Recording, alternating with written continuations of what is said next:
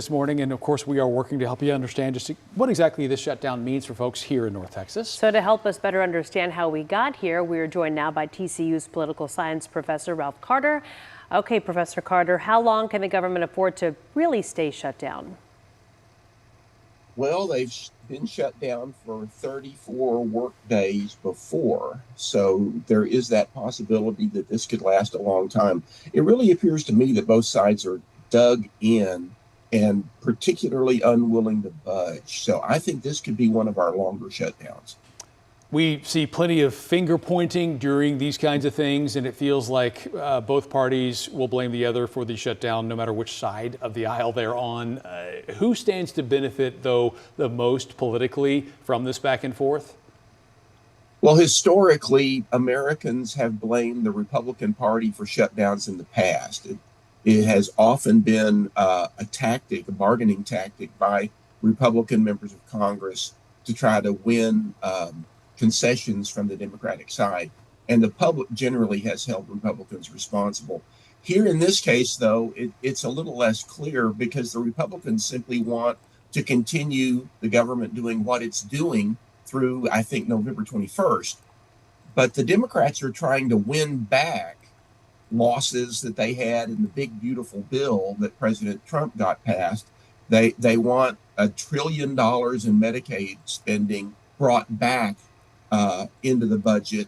They want those extensions of subsidies for people in the Affordable Care Act marketplace brought back. And I think this is really important as well, they want to insert a provision that says the president does not have the authority not to spend money appropriated by Congress. And that is something I'm sure the Republican side and President Trump simply will not accept.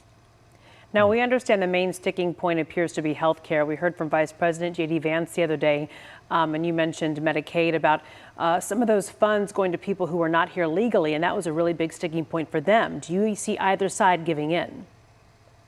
Not in terms of how they're creating their narratives in regard to this.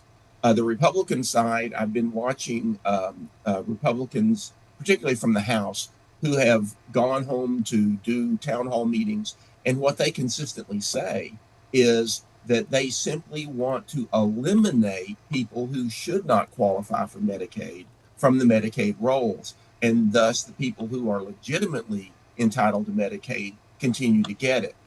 They're going to keep saying that.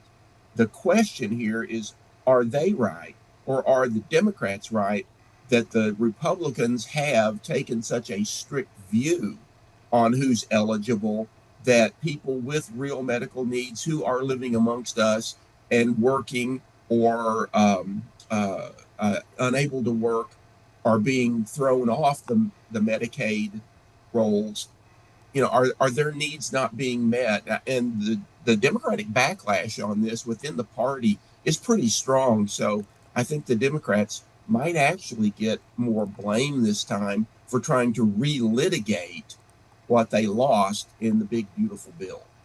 Well, we will see how it continues to shake out. Ralph Carter from TCU, political science professor, thank you for joining us this morning. And of course, we may be chatting with you about this in the future. Yeah. We will see.